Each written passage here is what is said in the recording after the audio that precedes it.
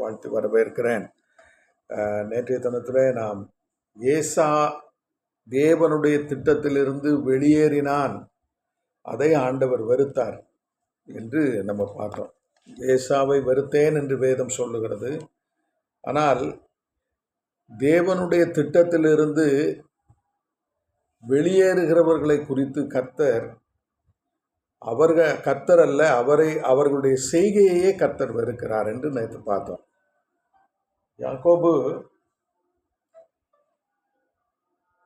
யாக்கோபை பொறுத்த மட்டும் தேவனுடைய தெரிந்தெடுப்பாக மாறினான். தேவன் தம்முடைய திட்டத்தை யாக்கோபின் மூலமா ஆண்டவர் நிறைவேற்ற அவர் கற்பத்திலேயே தெரிந்தெடுத்திருந்தார் என்று பார்த்தோம். பார்த்தீங்கன்னா இந்த வாக்கியத்தை, அதாவது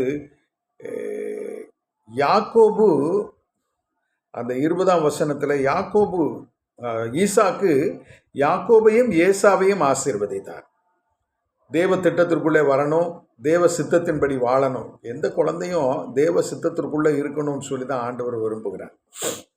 தேவனுடைய பாதுகாப்புக்குள்ளே இருக்கணும்னு எல்லா குழந்தைகளையும் ஆண்டவர் அப்படி தான் விரும்புகிறார். ஆனால் இந்த உலக பாரம்பரியம், இந்த உலகத்தினுடைய பழக்க வழக்கங்கள், இந்த உலகத்தினுடைய பாவம், இந்த சரீரத்தினுடைய இச்சை தேவ திட்டத்திலிருந்து மனிதர்களை வெளியேற்றி விடுகிறது. அது பிறவியிலே இருக்குது. பாவம் நம்முடைய வாழ்க்கையில் பிறவியிலே இருக்கு. இச்சையானது பிறவியிலே இருக்கு. ஏசா தன்னுடைய மாமிச இச்சையினாலே தேவ திட்டத்திலிருந்து வெளியேறினார். அதை ஆண்டவர் வெறுத்தார். யாக்கோபை கர்த்தர் சிநேகித்தார். நீங்கள் பார்த்தீங்கன்னா அந்த சேஷ்ட புத்திர பாகம், அப்புறம் தகப்பனுடைய ஆசீர்வாதம், இதெல்லாம் நம்பிக்கைக்குரியது. இதெல்லாம் விசுவாசத்துக்குரியது. தேவன், அதாவது தகப்பனுடைய ஆஸ்தி சரிபாதி. ஆனால் தகப்பன் அருளுகிற ஆசீர்வாதம் இருக்கு பாருங்க, தகப்பனுடைய இருதயத்தில் இடம் பிடிப்பது என்பது அது நம்பிக்கையை பொறுத்தது, அது கிரிகையை பொறுத்தது. அதனால யாக்கோபு அவனை அறியாமலே தேவ திட்டத்தில் அவன் இருக்கிறதை, அவன் அறியாமலே அவன் செயல்படுகிறதை நம்ம பார்க்கிறோம். இங்கே நம்ம புரிந்து கொள்ள வேண்டிய ஒரு காரியம் என்னன்னா, தேவனுடைய திட்டத்தில் மையத்தில் நாம் இருக்கணும். நாம் வெளியேறக்கூடாது. கர்த்தர் யாரையும் வெளியேற்ற மாட்டார். அதை தான் நம்ம முதல்ல பார்த்தோம். ஆதியாகமத்தில் ஆதாமும் ஏவாளும் தேவ சமூகத்தை விட்டு விலகி என்று சொல்லியிருக்கு. தேவ சமூகத்தை விட்டு விலகும் போது கர்த்தர் என்ன செய்ய முடியும் சொல்லுங்க? அதற்கு பிறகுதான் புதிய திட்டத்தை ஆண்டவர் கொண்டு வர, திரும்பவும் தேவ திட்டத்துக்குள்ளே கொண்டு வருவதற்கு தான் ஆண்டவர் மீட்பின் திட்டத்தை கொண்டு வருகிறார். மீட்பின் திட்டத்துக்குள்ளே வந்த பிறகும் ஒரு மனிதன் பின்மாற்றம் அடைந்து தேவ திட்டத்திலிருந்து வெளியேறினா தேவன் அவனை வெறுக்காம சிநேகிக்க எப்படி முடியும்? அவரை வெறுக்கலை, அவனுடைய செய்கையை கர்த்தர் வெறுக்கிறார். அதுதான் நம்ம புரிந்து கொள்ள வேண்டியது. இப்போ தேவ திட்டத்தில் இப்போ யாக்கோபு ஏசாவை கர்த்தர் அப்படியே கைவிட்டு விடவில்லை. அவன் ஒரு பெரிய சந்ததியா, ஏதோம் என்ற தேசத்தில் அவன் ஒரு பெரிய சந்ததியாக இருக்கிறான். அவனில் நிறைய ராஜாக்கள்லாம் தோன்றாங்க. அது உலக பிரகாரமான காரியம். அதாவது அவர் பூரண சர்க்குணர், எல்லாருக்கும் அவர் நன்மை செய்கிறார். அவர் நல்லோர் மேலும் தீயோர் மேலும் சூரியனை உதிக்க பண்ணுகிறார். நம்ம புரிந்து கொள்ள வேண்டிய விஷயம் என்னன்னா, தேவ சித்தத்தின் மையத்தில் நீங்களும் நானும் இருக்கணும் மரண பரியந்தம். அவர் நம்மை எடுத்து அநேகருக்கு ஆசீர்வாதமாக பயன்படுத்த வேண்டும். இப்போ பாருங்க, யாக்கோபை பற்றி வேதம் என்ன சொல்லுகிறது? சங்கீதம் 71:6, சங்கீதம் 71:6, அல்லது நீங்கள் ஏசாயா 44ஆம் அதிகாரத்தையும் எடுத்து வைத்துக் கொள்ளுங்க.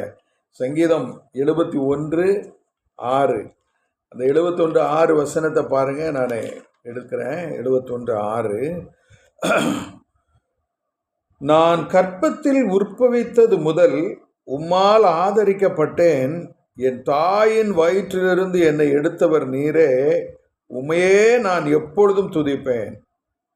இது தாவீது தேவன் தன்னை பராமரிக்கிறதை புரிந்த பிறகு எழுதுகிறார்.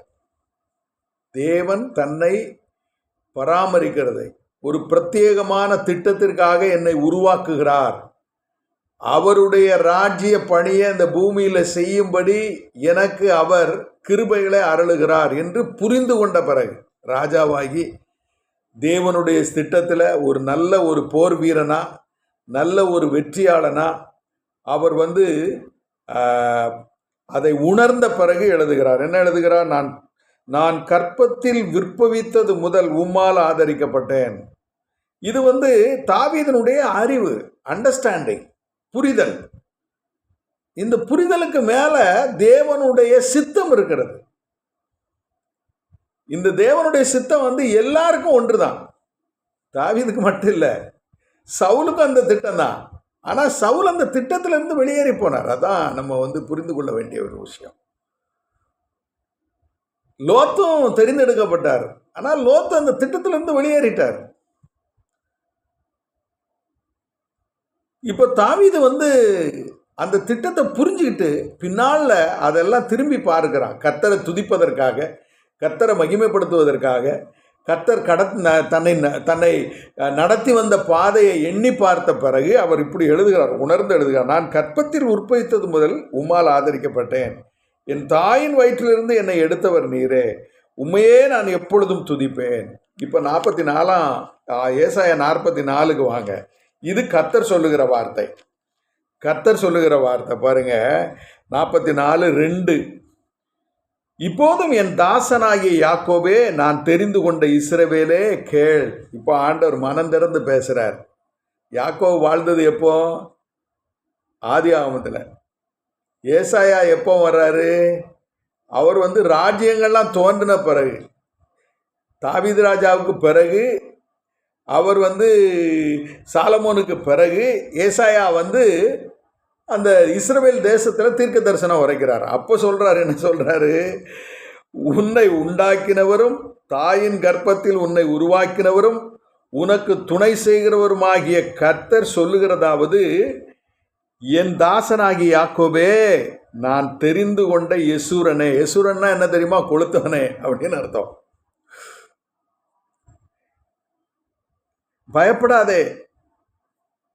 இதே 24ஆம் வசனத்துக்கு வாங்க. அதே அதிகாரத்தில் 24ஆம் வசனம் பாருங்க. 24 பாருங்க. உன் மீட்பரும் தாயின் கர்ப்பத்தில் உன்னை உருவாக்கினவருமாகியமான கர்த்தர் சொல்லுகிறதாவது, நானே எல்லாவற்றையும் செய்கிற கர்த்தர். நான் ஒருவராய் வானங்களை விரித்து நானே பூமியை பரப்பினவர். இப்ப கர்த்தர் சொல்றாரு, உன் மீட்பர் என்று சொல்லுகிறார். பாவத்திலிருந்து மீட்கிறவர்,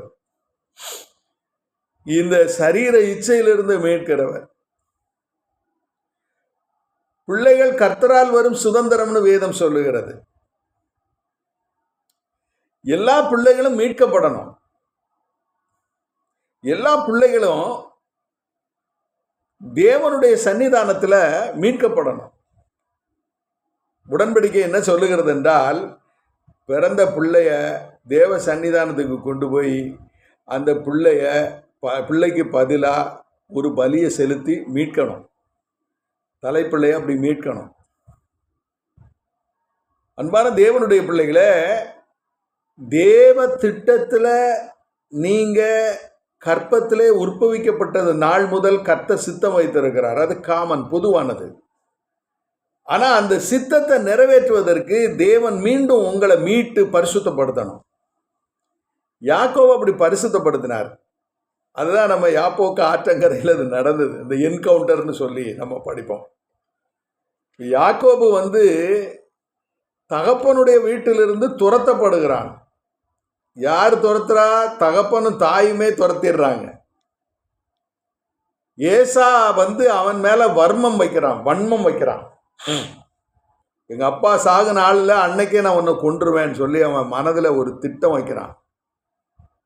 அவன் தேவ திட்டத்திலிருந்து வெளியேறி தேவன் அவனுடைய செய்கையை வெறுத்ததுனால அவனுக்கு கிடைக்க வேண்டிய அந்த சேஷ்டபுத்திர பாகம் யாக்கோபுக்கு போயிருது. இப்ப யாக்கோபு அதை வஞ்சித்து எடுத்தானா அல்லது அதை விரும்பி எடுத்தானா என்பதை நம்ம பார்க்க வேண்டாம். ஏன்னா அவன் தேவ சித்தத்தில் இருப்பதற்கு அவன் விரும்புகிறான். அவனுடைய தாய் ரெபேக்காள் அவளை சிநேகித்ததுனால அவள் ஈசாக்கினுடைய மன ஓட்டத்தை புரிஞ்சுக்கிட்டு இவனை வழி நடத்துகிறாள். மன ஓட்டத்தை புரிஞ்சுக்கிட்டு வழி நடத்துகிறான். இந்த நாட்கள்ல யாக்கோபு தகப்பனுடைய வீட்டிலிருந்து துரத்தப்படுகிறான்.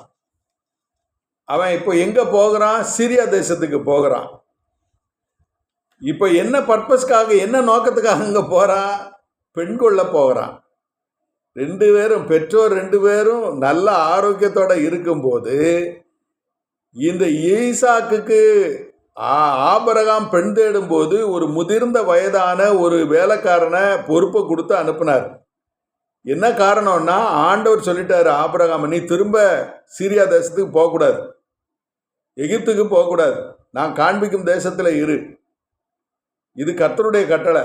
அந்த கட்டளைக்கு கீழ்ப்படிந்து ஆபிரகாம் தன்னுடைய மகனுக்கு பெண் தேட இந்த கானான் தேசத்து ஸ்திரீகளை தேடாம மீண்டும் சீரியா தேசத்திற்கு அனுப்புகிறான். இப்போ யாக்கோபு திருமணமாகல, ஏசா 2 திருமணம் பண்ணிட்டான். இப்போ தாயின் தகப்பனும் என்ன செஞ்சிருக்கணும்? அவங்க வீட்டில் இதே மாதிரி வேலைக்காரங்க இருந்திருக்கலாம், ஒரு பொறுப்பான பெரியவங்க இருந்திருக்கலாம். அவங்ககிட்ட அந்த பொறுப்பை ஆபிரகாம் கொடுத்தது போல யாக்கோபு கொடுத்துருக்கணும். ஆனா யாக்கோபு என்ன பண்றாரு? தன்னுடைய மகனை அழைச்சி, நீ போப்பா, நீயே போய் ஒரு பெண்ணை தேடு. இங்கதான் காதல் திருமணங்கள் துவங்குகிறது. வேதத்துல காதல் திருமணம் எப்படி வந்துச்சு? யாக்கோபுக்கு அவனுடைய தகப்பனும் தாயும் அனுமதி கொடுத்து, நீ ஒரு பெண்ணை சிநேகித்து பிடிச்சு கூட்டிட்டு வா அப்படின்னு காதலிக்க வாசலை திறந்து விட்டாங்க. திருமணத்திற்கு பிறகுதான் காதல் இருக்கு, திருமணத்துக்கு முன்னால காதல் கிடையாது. வேதம் அப்படிதான் இருக்கு. ஆதாம உருவாக்கின பிறகு ஆதாமனுடைய எலும்பிலிருந்து ஒரு பெண்ணை ஆண்டவர் உருவாக்கி ஆதாம் சிநேகிக்கும்படி கொண்டு வந்து விட்டார். தேவன் அவர்களுக்கு திருமணம் பண்ணினார். திருமணம் பண்ணி வச்ச உடனே அவர்கள் இருவரும் என்ன சொல்றாங்க? இணைத்து வைத்த உடனே இந்த ஆதாம் சொல்றான், இவள் என் எலும்பின் எலும்பும் என் மாமிசத்தில் மாமிசம், அவளை சிநேகிக்க துவங்கினான். இப்போ திருமணத்திற்கு முன்னால காதல் கிடையாது, திருமணத்திற்கு பிறகுதான் இல்லறத்துல காதல். இப்போ இந்த யாக்கோபினுடைய வாழ்க்கையில பெற்றோரே அனுமதிக்கிறாங்க. அதனாலதான் இன்றைக்கு இளைஞர்கள் சீரழிந்து போகிறாங்க. இந்த யாக்கோபு அந்த தேசத்திற்கு அவன் அனுப்பப்படும் போது அவனுடைய தாய் அவனிடத்துல சொன்ன காரியத்தை நம்ம பார்க்க வேண்டும். 26ஆம் அதிகாரம் நீங்க அந்த 27ஆம் அதிகாரத்துல அவன் அங்கிருந்து அறுப்பப்படுகிறான். 46ஆம் வசனம் பாருங்க. பின்பு ரெபேக்காள் ஈசாக்கை நோக்கி, ஏத்தின் குமாரத்திகள் நிமித்தம் என் உயிர் எனக்கு வெறுப்பாய் இருக்கிறது. இந்த தேசத்து பெண்களாகிய ஏத்தின் குமாரத்திகளில் யாக்கோபு ஒரு பெண்ணை கொள்வானானால் என் உயிர் இருந்து ஆவதென்ன என்றாள். இப்போ 28:7-2 பாருங்க. எழுந்து புறப்பட்டு பதான் அராமில் இருக்கிற உன் தாயினுடைய தகப்பனாகிய பெத்துவேலுக்கு வீட்டிற்கு போய் அவ்விடத்தில் உன் தாயின் சகோதரனாகிய லாபானின் குமாரத்தியுள் பெண்கொள் என்று அவனுக்கு கட்டளையிட்டான். இது யாக்கோபு சொன்ன வார்த்தை. இப்போ ரெபேக்காள் புருஷன்ட்ட பேசுறா. ஏசா ஏற்கனவே ஏத்தின் புத்திரரை திருமணம் பண்ணிட்டா, அவளுக்கு எனக்கு ரொம்ப மனசுக்கு சஞ்சலமா இருக்காங்க, அதனால நான் உயிரோடு இருந்து என்ன பிரயோஜனம் அப்படின்னு புருஷனை நிர்பந்தப்படுத்துறா. இப்போ யாக்கோபு என்ன பண்ணுறாரு? கூப்பிட்டு, எப்பா நீ பதான் அராமுக்கு போய் அங்கே ஒரு பெண்ணை கூட்டிட்டு வான்னு சொல்லி சொல்கிறார். இவர் ஒரு பெண்ணை கொண்டுட்டு வாடினாரு, அவன் 4 பெண்ணை கொண்டுட்டு வந்தான். ஒரு பெண்ணை தான் வந்து காதலிக்க சொன்னார். அவன் காதலிச்சது ஒரு பெண்ணு தான். ஆனால் கூட வந்தது 3 எண்ணம் வந்துருச்சு. எவ்வளவு பெரிய முரண்பாடு பாருங்க, எவ்வளவு பெரிய முரண்பாடு. செய்ய வேண்டியபடி செய்யாததுனால யாக்கோபினுடைய வாழ்க்கையில, திருமண வாழ்க்கையில தேவத்திட்டம் நிறைவேறாம போயிற்று. ஆனா பாருங்க, தேவன் தெரிந்தெடுத்த அந்த மனிதனுடைய வாழ்க்கையில 12 பிள்ளைகள் பிறகுறாங்க. 12 பிள்ளைகளையும் கோத்திர பிதாவாக கர்த்தர் மாற்றுகிறார். இது எதை காட்டுகிறதுனா, தேவன் இடத்துல பட்சபாதம் கிடையாது. தேவன் யாரையும் வெறுக்கிறவர் அல்ல, யாரையும் தள்ளி விடுகிறவர் அல்ல. தேவ திட்டத்துக்குள்ள நம்ம இருக்கணும். யாக்கோபு எப்போ தேவனுடைய முழு ஆளுகைக்குள்ள வந்தாரு அப்படின்னா, அந்த 32ஆம் அதிகாரம் 38ஆம் அதிகாரத்துல தான் யாக்கோபு தேவனுடைய திட்டத்துக்குள்ள முழுமையா வருகிறார். இங்க யாக்கோபு அவருடைய காரியங்களை நம்ம பார்க்கும்போது, யாக்கோபு அந்த 32ஆம் அதிகாரத்துல பார்த்தீங்கன்னா, தேவனுடைய சன்னிதானத்துல தன்னந்தனிமையா போகிறார். அந்த என்கவுண்டர் அங்க நடக்குது. நீங்க பார்த்தீங்கன்னா, யாக்கோப ஆண்டவருக்கு கேட்கிறாரு. என்ன கேட்கிறாரு? உன் பேர் என்னப்பான்னு கேட்கிறாரு. உன் பேர் என்னப்பா என்று கேட்கிறார். அவன் நான் யாக்கோபுன்னு சொல்றான். ஆண்டவர் 27, 28 பாருங்க. 32, 27, 28. அவன் யாக்கோபு எனப்படாமல், ஆண்டவர் சொல்றாரு, உன் பேர் இனி யாக்கோபு எனப்படாமல் இஸ்ரவேல் எனப்படுவதாக. மீட்கப்பட்ட ஜனம். இந்த நிமிடத்துல தானே யாக்கோபு தேவனுடைய திட்டத்துல பரிபூர்ணமா ஒரு மனிதனாக மாற்றப்படுகிறான். அதற்கு முன்னால உள்ளது எல்லாமே நிழலாட்டம். தேவன் இந்த மனிதனை என் வார்த்தைக்கு கீழ்ப்படிவானோ கீழ்ப்படிய மாட்டானோன்னு தான் பார்த்தார். ஆனா யாப்போக்கு ஆற்றக்கரையில அவன் சரண்டர் ஆனான். எப்படி தெரியுமா? அவன் செய்த பாவம் அவனை தொடர்ந்து பிடித்தது. அது வாசப்படியில படுத்து கிடந்தது. காயினுக்கும் ஆபேலுக்கும் இடையில நடந்த அந்த யுத்தம் இங்க ஏசாவுக்கும் யாக்கோபுக்கும் இடையில நடந்தது. காயின் ஆபேலை மேற்கொண்டு கொன்று போட்டான். இப்ப ஏசா யாக்கோபை கொல்லும்படி அங்கே காத்திருக்கிறான். யாக்கோபினுடைய நினைவுகளில் ஏசா ஒரு பயங்கரமான பயமுறுத்தலாய் பார்க்கிறான். அந்த சமாதானம் இல்லாத ஒரு சூழ்நிலை. அங்கே யாக்கோபு என்னப்பா செய்த என்று கேட்டா, என் தகப்பனை என்னுடைய சகோதரனை நான் வஞ்சித்தேன். ஆசீர்வாதத்துக்காக என் சகோதரனை நான் வஞ்சித்தேன். இப்போ அந்த வஞ்சனை, அந்த பாவம் அவனை அவ்வளவு தூரம் வாதிக்கிறது. இப்ப தேவ திட்டத்துல இவனை ஒரு பரிபூர்ணமான மனிதனை மாற்றுவதற்காக கர்த்தர் இந்த பாதை வழியா அவனை நடத்தி கொண்டு வருகிறார். பாருங்க, முதல் தப்பு முற்றும் கோணலா போகுது. தகப்பனுடைய வீட்டுல தேவனுடைய ஆசீர்வாதத்தை பெறுவதற்கு முதல்ல யாக்கோபு ஏசாவினுடைய பசிய தனக்கு சாதகமா பயன்படுத்தி கொண்டான். ரெண்டாவது, யாக்கோபு ஈசாக்கு ஏசாவினிடத்துல சொல்லும் போது அதை கேட்ட தாய் அந்த வாய்ப்பை பயன்படுத்தி குறுக்க விழுந்து ஏசாவுக்கு செல்ல வேண்டிய ஆசீர்வாதத்தை இவன் தட்டி பறிச்சான். இது கற்பத்திலேயே துவங்கிட்டு. அவன் முந்தி பிறக்கிறான், அவன் குதிகால பிரிச்சுக்கிட்டு உள்ள வரான். கற்பத்தில் இருக்கும்போதே 2 பேரும் யுத்தம் பண்றாங்கன்னு ரெபேக்கா சொல்றா. 2 பிள்ளைகள் உள்ள சண்டை போட்டுக்கிட்டு இருக்கு, சமாதானமா இல்லை. தேவனுடைய சன்னிதானத்துல சமாதானம் தான் இருக்கு, சண்டை கிடையாது, சமாதானம் தான் இருக்கு. இப்ப யாக்கோபு என்ன நினைக்கிறான் தெரியுமா? எல்லாத்தையும் நான் என் சகோதரன்ட்ட கொடுத்துருந்தேன், நான் பெற்றதெல்லாம் திரும்ப என் சகோதரன்ட்ட கொடுத்துருந்தேன், எனக்கு பகை வேண்டாம், சமாதானம் தான் வேணும். இப்ப யாக்கோபினுடைய நிலைமை என்ன தெரியுமா? திரும்ப நான் தகப்பன் வீட்டுக்கு போகணும், ஆனால் வழியிலேயே என் சகோதரனை கொன்று போடுவான்.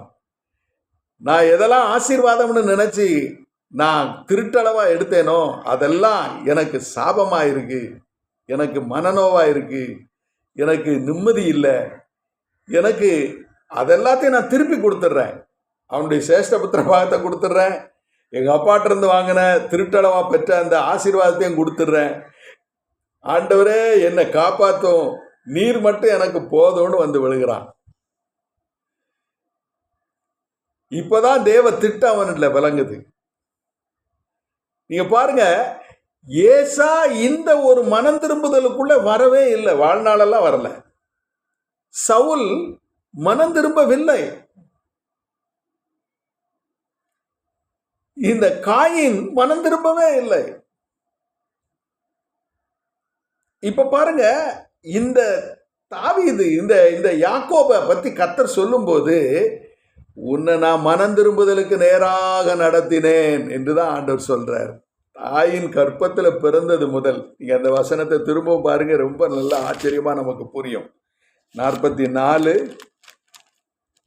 44ஆம் அதிகாரம் 24ஆம் வசனம். உன் மீட்பரும் தாயின் கற்பத்தில் உன்னை உருவாக்கினவருமான கர்த்தர் சொல்லுகிறதாவது. இப்போ பிறந்தது முதல், தாயின் கருவில உருவானது முதல் அவர்தான் அவனை உருவாக்குனார். அங்கதான் அவங்க இருந்தாங்கன்னா கருவிலேயே இருவர் சண்டையிட்டு கொண்டார்கள். பிறக்கும்போது அவன் காலை பிடிச்சிக்கிட்டு இவன் பின்னால வருகிறான். பிந்தி பிறந்தாலும் முந்தி பிறந்தவனுடைய பாகத்தை வஞ்சகமா பிடுங்கி கொள்ளுகிறான். பிந்தி பிறந்தாலும் தகப்பனுடைய விருப்பமான அந்த மகனுடைய அந்த ஆசீர்வாதத்தெல்லாம் இவன் ஆட்டுத்தோலை போத்திக்கிட்டு போய் அதை பறித்து கொண்டு வருகிறான். ஆனால் இதெல்லாம் எனக்கு ஆசீர்வாதம், இதெல்லாம் எனக்கு வேணும்னு கேட்டவன் ஒரு நாளில் அதை வெறுக்க ஆரம்பித்தான். இதெல்லாம் வெறுத்தான். சகோதரனை ஏமாத்தினது, சகோதரனோடு சண்டையிட்டது, சகோதரனுடைய எரிச்சலை தூண்டினது, இதெல்லாம் நான் வெறுக்கிறேன் ஆண்டவரே. இப்பதான் யாக்கோபை கர்த்தர் சிநேகிக்கிறார். இப்பதான் யாக்கோபு தேவனுடைய சித்தத்திற்கு ஏற்றவனா மாறுகிறான், இருதயத்துக்கு ஏற்றவனா மாறுகிறான். இந்த யாப்போக்கு ஆற்றங்கரையில அவன் பெற்ற அந்த என்கவுண்டர் தான் கர்த்தர் அவனை பார்த்து சொல்றார். என்ன சொல்றாரு? உன் மீட்பர்னா, உன் இரட்சகர்னா, உன்னை இதற்காகவே நடத்தி கொண்டு வந்தேன். இதுவரைக்கும் நீ செய்ததெல்லாம் நான் சகித்ததற்கு காரணம் இதுக்குதான். நீ என்னைக்கு உணர்றியோ, நீ என்று நீ மனம் திரும்புறியோ, அன்றைக்கு உன்னை நான் கையில் எடுக்க போகிறேன். இப்ப பாருங்க, யாப்போக்கு ஆற்றங்கரைக்கு பிறகு யாக்கோபினுடைய வாழ்க்கை தலைகளா மாறிட்டு. இந்த காலை வேளையில தேவனுடைய தெரிந்தெடுப்புக்கு நாம இணங்கணும். அதை நம்ம சரியா செஞ்சோம்னா யாக்கோபை போல கர்த்தர் சொல்றாரு, உன் மீட்பரும் தாயின் கற்பத்தில் உன்னை உருவாக்கினவருமாகிய கர்த்தர் சொல்லுகிறதாவது, நானே எல்லாவற்றையும் செய்கிற கர்த்தர், நான் ஒருவராய் வானங்களை விரித்து நானே பூமியை பரப்பினவர்.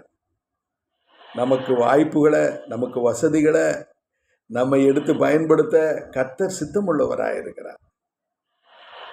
யாக்கோபை சிநேகித்தேன். எப்போ சிநேகித்தேன்? தன்னுடைய பாவங்களை அறிக்கையிட்டு, நான் பெற்றதெல்லாம், நான் வஞ்சகமாக எடுத்துக்கொண்டதெல்லாம் திருப்பி கொடுத்துட்றேன் ஆண்டவரே, என்னை நீங்கள் ஆசீர்வதிங்கன்னு நின்றான். இப்போ பாருங்க, யாக்கோபு ஏசாவுக்கு என்னெல்லாம் கொடுத்தான். நீங்கள் அந்த பரிவாரங்களை போய் படித்து பாருங்க.